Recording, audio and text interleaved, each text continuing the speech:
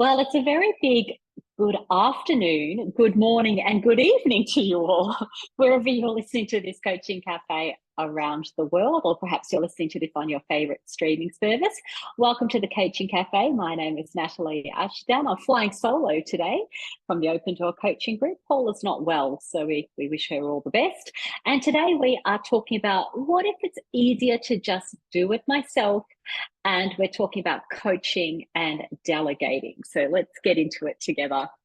As always, we acknowledge the traditional owners and the custodians on the lands on which we're all meeting today, and their continuing connection to the land and the waters and the communities of Australia, and the lands from all around the world from where you might be joining us today or listening to us today. And we pay our respects to them, to their elders past, present and emerging, and elders from Indigenous communities from all around the world. So today, let's have a look at our agenda. We have been focusing over the last few weeks about real topics in coaching in the workplace. So real things that we hear on a daily basis when we're coaching managers in the workplace, we're delivering coach training, when we're coaching executives. So regardless of your role as a leader of coaching, as a coach yourself, or perhaps you're coaching managers, we're covering those real life topics. And today we're covering what if it's easier to do myself? And it's this tension between knowing that we should be coaching and knowing we should be delegating, but quite often it is just easier to do it myself. So that's what we're looking at.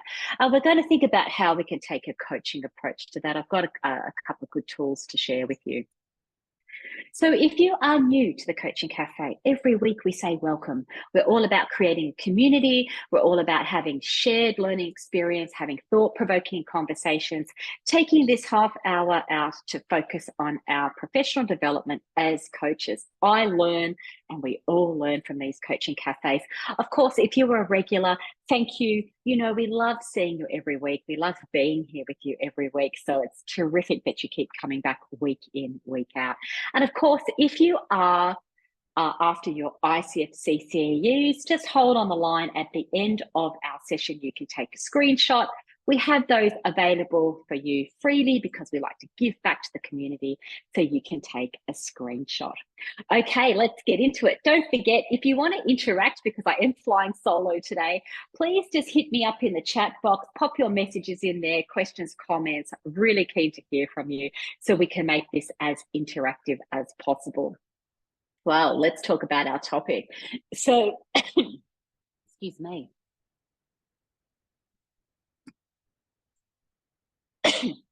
Excuse me. So what set this off is we often hear in our coach training, or we hear it in our executive coaching, this kind of feeling that, you know, coaching's great, but when it comes to delegating, these are the kind of things we hear. Things such as, you know, I've tried coaching, but they're not responding. So I have tried this coaching approach, but they're not responding.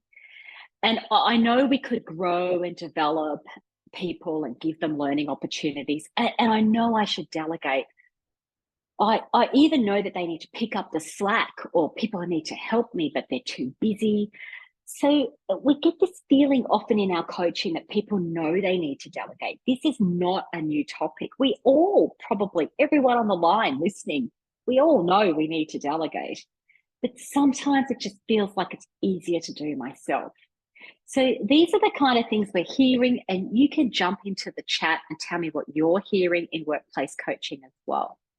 And so I literally heard all of these lines this week in a Leader as Coach program I ran this week on Monday, and in 2 executive coaching sessions that I had this week as well. And I even heard myself saying these things. I'll just do it myself. It's just quicker. I can just do it myself. Okay, so I'm guilty of this, like all of us. I think it's pretty normal, and we have to really start thinking about. We know about this, but what are we doing about it? How are we taking action? So let's take a look. So where I want to take our conversation, and please feel free to jump into the chat as well, is I was thinking to myself, why do we actually think it's easier? So it's okay to say, yeah, let's delegate. No worries. Oh, we all know we should delegate. But why do we actually think it's easier to do it ourselves? And I was thinking about the iceberg. I was talking about this with a client yesterday. At the tip of the iceberg, it's we know we should delegate. But what's under the surface that actually prevents us from delegating? And really, when I was thinking and reflecting on it, there's a lot of things that could be under the surface that actually hold us back from delegating. And I've listed some of these things here. And I'm thinking about this for myself as well. So coming to you really authentically and going, yeah, that's me. I even added one just before our webinar on this actual diagram. I was working on this diagram, just tweaking it, and I thought, oh, I was kind of struggling with it, and then I thought, oh, I've got another thing I can add to the diagram, and it's the middle one there that says, I feel like I should be able to do this myself. So I didn't ask for help because I thought, even with this simple diagram, I should be able to do this. I should be able to fix this diagram, and I couldn't. And I called out to Sonia and I said, oh, I'm going to need your help with that diagram. And she leapt up and she's dropped everything and she's come and fixed the diagram. So it's the simple things like that that sometimes you think you should be able to do it yourself. So you struggle and you muck around and you play around, and in the end, you just go, I need some help. So I understand these are things that get in our way.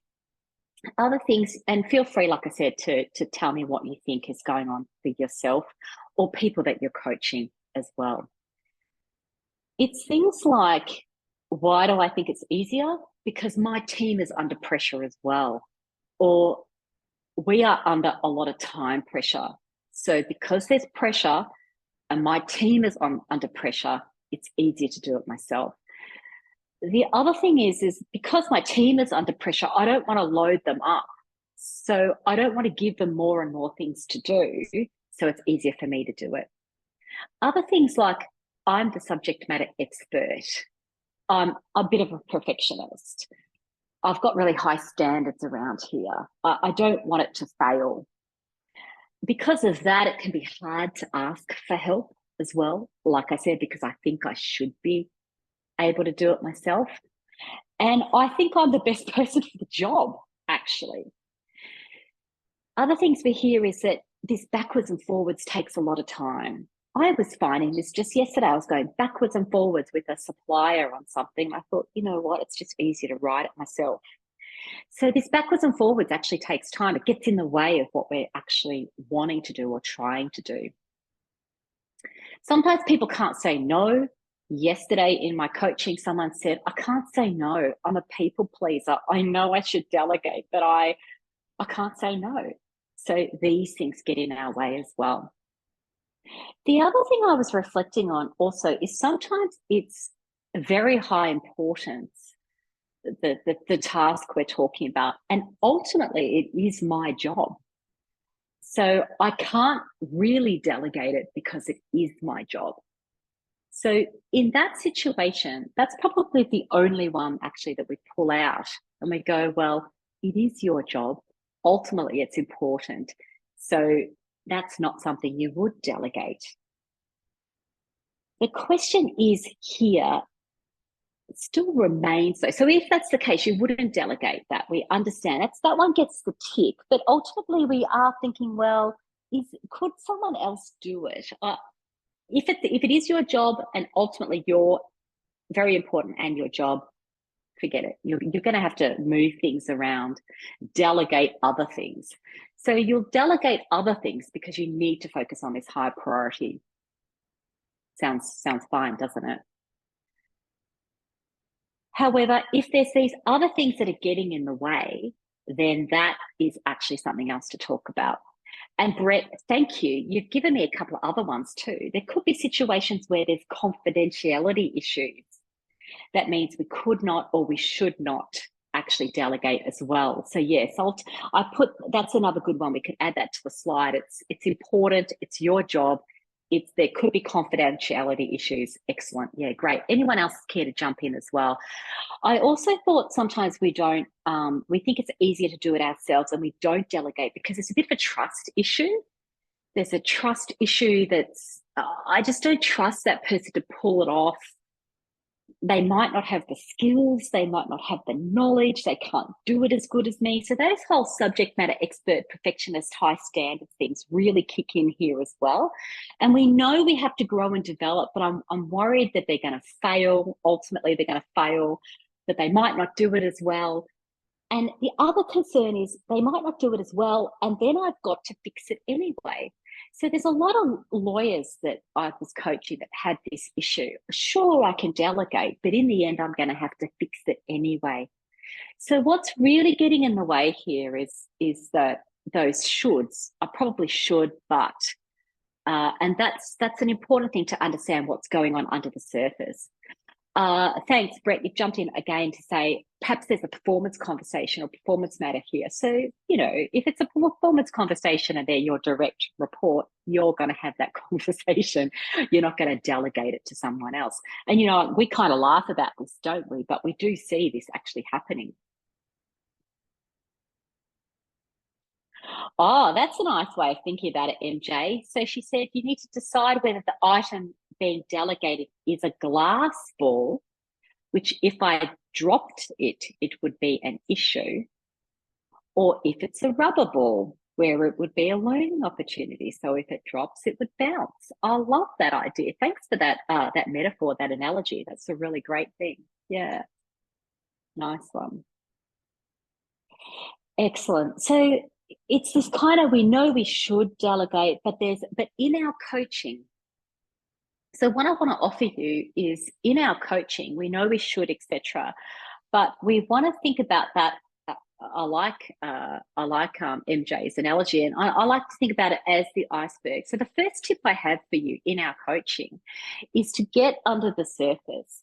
And for those of you that have done the certificate for and workplace and business coaching, remember our beliefs table. So the belief is, I know I should delegate, or the statement is, I know I should delegate, but we're trying to get under the surface to find out what's actually getting in the way. So we want to flush out all of these objections, all these things that are getting in the way, and then we can go after them one by one. So if you think about in the Cert for and workplace and business coaching, the tabletop is the belief, and underneath it's got all the legs. These are the legs. There's time pressure. I find it hard. I'm a perfectionist. I can't say no. I'm a people pleaser. I've got trust issues. It takes me too long. Ultimately, I'm going to have to fix it. So all of these things are the legs. And then we're going to start trying to knock out those legs. Hopefully that makes sense. So we've got it under the surface. We're finding out what's happening, what's preventing us from doing it. And as I mentioned, that little one, I feel like I should be able to just do it myself. I don't know why I'm struggling.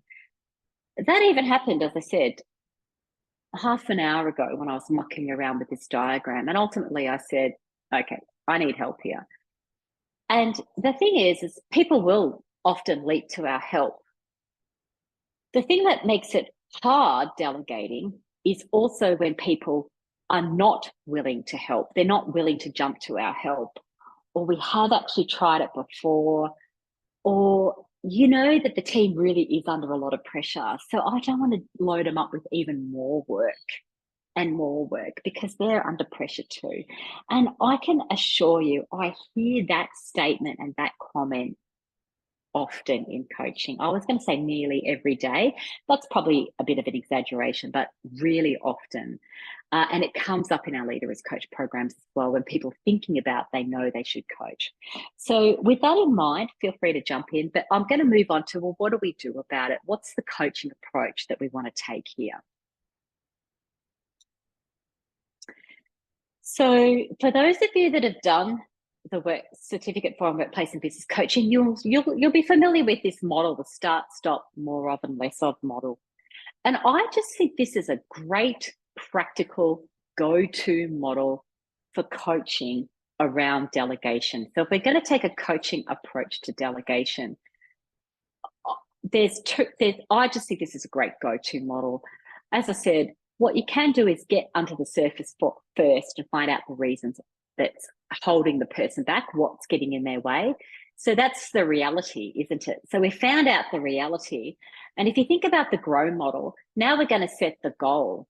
So what's the goal here? And I was thinking about this as an example, and I thought, well, the goal is to maximize my own performance and the performance of the team.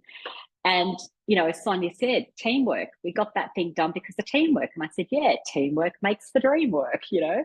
So it's, the goal could be something around to maximize my performance and the performance of my team, or to enable us to work as a high performing team. So my goal and the what I'm trying to achieve here in my delegation, we know the reality, we know what's happening, but we're going to set the goal. And then once the goal is set, if it's to maximize my performance and the performance of the team, the question we then start to ask is, what do we need to start doing? What do I, as a leader, if I'm talking about this to myself, what do I, as a leader, have to start doing? What do I need to stop doing? And so if you think about that simple diagram example, I need to stop mucking around. I need to stop wasting time. I need to stop,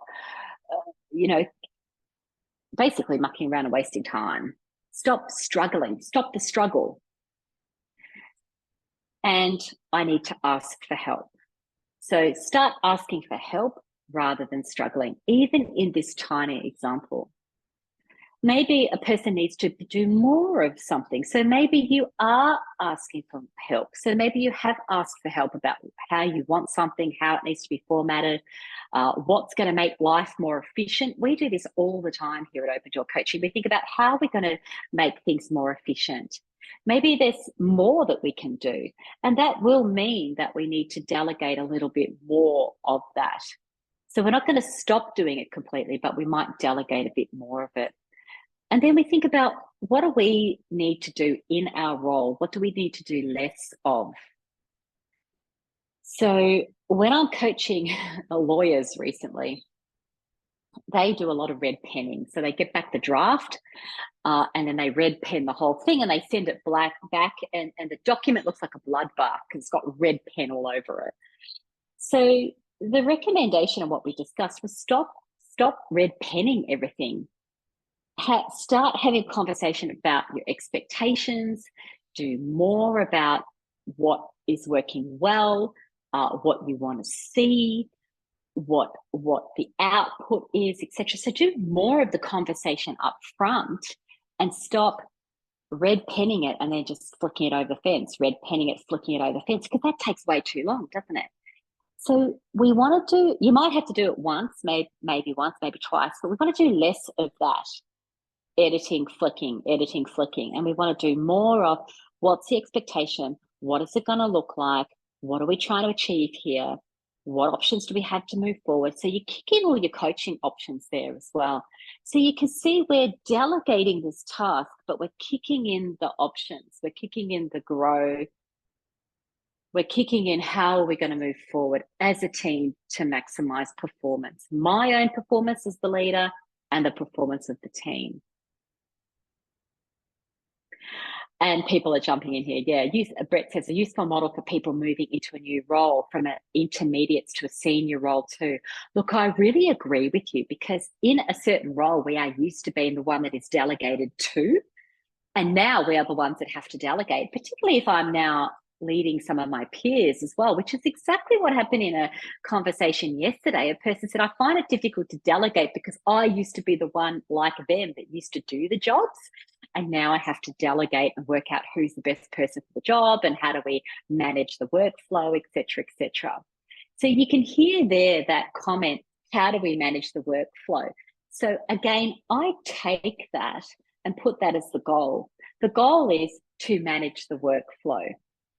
So this is where we can work with the team and say, look, I am overwhelmed, got too much on my plate. We've all got a lot on our plates. We did that in a coaching cafe 2 weeks ago, didn't we? We've all got a lot on our plates. What we need to talk about together as a team is, how do we manage the workflow so we don't burn out? Yesterday, I had 3 coaching sessions yesterday, and one of them was, I beg your pardon, the day before. And one of them was the person said, I need to sort this out because I am burning out. And I said to her, been there, done that. So well done for speaking up. Well done for coming. Well done for being, for not cancelling a coaching session so we could actually sort this out together. So her goal is to maximize the performance of herself and her team. It's to share the workload. It's to reallocate, rejig the workload so that none of us burn out. Not my team, not me, not anybody. Burnout is a real thing going on at the moment. And I think it's happening. One of the reasons it's happening is because people aren't delegating. They're taking on more and more and more. And if my team were listening to this, they would say, you're guilty of that too, Nat. You're guilty of that too. And I'm like, fair call.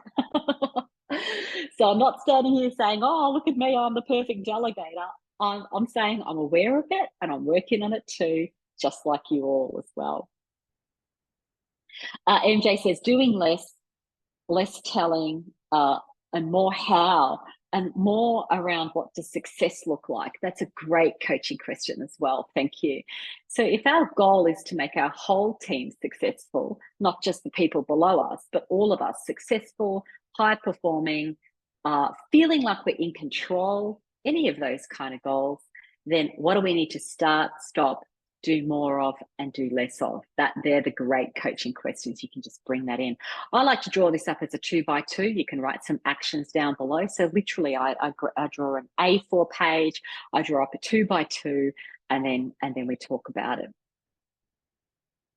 So there's a number of benefits, as you would be aware. This kind of approach actually builds trust. It builds respect. It enables decision making. So people who would not normally be making decisions get the opportunity to make decisions. They can take ownership. It builds accountability. It actually does build engagement. I was looking at a Gallup survey recently where people are disengaged, and this is one of the reasons why they're not, because they don't have ownership, because they don't have accountability, because every single decision needs to be rolled up the tree, passed up the tree, so that they don't have that agency over their work. So actually doing this delegation, stepping back a little bit, allowing people to learn, develop, and grow, it can take a bit more time. I get that, but it's feedback, it's not failure. It allows people to learn and grow, and that's what we're actually doing. There's a really important thing. Again, I'm loving your contribution, MJ. Thank you. It also embraces cognitive diversity. Let's have a think about that. If we let go that there's only one idea or one answer or one way to get there, I love what you're saying. We actually open up the ideas, the creativity, the engagement, the innovation, and we're unleashing that, aren't we, on with the people that we're actually working with. And here's the other thing. Teams often want to help. They often really do want to help, but we're not asking for the help. So it's a really good thing for us to think about as leaders and coaches ourselves. Of course, we're coaching heaps of people in the workplace. We're going to hear this often. People often want to help, but we're not allowing them to. So we need to think about what do we need to start doing or do more of. And it could be asking for help. Now, there's a lot of things that come in the way here. I should be able to do it. They're busy, blah, blah, blah. Go back to the last slide. But ultimately, the coaching is around, well, what options do you have to start asking for help? What are tiny things that you could delegate that you really should not be doing? So you need to stop doing something. I realized this a while ago. Every time I received a document, I was reformatting it, putting it into the font, changing the fonts, etc. I need to stop doing that. I simply need to tell my team or ask the person that was working with me at the time, when you fix this document, could you make sure X, Y, Z? Because the last thing I should be doing is actually formatting when you think about it. So it's even simple things like that. What simple things can we start with that will actually help us to move forward? And they're all the great coaching questions that we can come up with. So hopefully you're all there drawing up your 2x2 after this, after you've listened to this webinar. And I'm walking the talk on this as well. I really am thinking about about this topic and what I can, how I can use the 2x2, how I can maximize my own performance, the performance of the team. It's more efficient. We build accountability and engagement, as we said. So the one thing that really stands out for me is, what if they're not willing? And then we might be having a different coaching conversation. So we'll talk about that in a couple of weeks. But what if they're not willing? What if they've got way too much on their plate? Again, it comes back to the goal for me. So the goal is to share the workload. The goal is for everybody to make a contribution. The goal is to maximize the team's performance. So it is, thanks, Scott, exactly what I was going to say. How do we invite the team and the individuals into this conversation? That's what we actually want to do. Thank you. And when we're not just delegating, as you said, you do this, you do this, you do this, because now we're directing and telling, aren't we? And that's going to create a bit of resentment as well. So we don't want to do that directing and telling, create that resentment. Oh, boss always loads me up. Boss is loading me up with their work, that kind of thing. You're absolutely spot on, Scott. We want to invite people and the team into the conversation. And we want to ask that question around, how do we distribute the work? How do we share the workload? How do we all make a contribution? Now, you might get some pushback and some kickback about that. Well, I am making a contribution. What about this person? What about that person? That kind of below the line kind of stuff. And, well, I think I am busy and I can't take on any more. And the tricky one is that I heard a couple of weeks ago is, they say they're really busy, but they're not. They're doing about 10% of what they should be, or they're doing 10% of what I'm doing. So it's this kind of thing that kind of gets in our way as well. So that's where we're coming back to those things too. We need to distribute it. We all want to work in. I want to invite you into this conversation to talk about this. There's another great tip as well. Thank you as well, MJ. You could ask your direct reports what they see you doing that they could do. I love it. What they might want to start doing and how they might want to develop. So yes, we invite the team into the conversation about, what is it about my role that you could see yourself doing, that you might like to do, and how can we develop you into that? So there's lots of different things. Recently, someone was talking about, my boss goes to all the steering committee meetings, but I'd like the opportunity to go to the steering committee meetings, to have that exposure to the strategic conversations, et cetera, And so that's an opportunity to invite the team to have that conversation, to think about, well, I could delegate that meeting to someone. They could go there as a development opportunity. I love all of those ideas. So there you go. There's a lot to think about, isn't there? There's a lot to think about. Coaching really plays a great role here. And that's what I want to offer you. Going back to our basics, setting the goal, think about start, stop, more of, less of, but also thinking about, I know there's some barriers, we understand that, but there is some really, really important payoffs, benefits, and rewards we get. And that is, as I said, is building trust, respect, ownership, accountability, engagement, really developing people authentically as well. And they often want to help you. So we've talked about that as well. So there you go. Thank you for joining me. Thanks for engaging in our conversation together. We have a lot of things coming up. Our Cert 4, our Diploma of Organisational Coaching is coming up. We're doing a lot of executive coaching at the moment, which I'm absolutely loving. Quite a bit of mentor coaching and alumni coaching at the moment, which is wonderful. Mediation services. So all of those things available to you. As always, thank you for joining me. And at this point, I would just like to say thank you and enjoy your coaching. I look forward to catching up with you next week.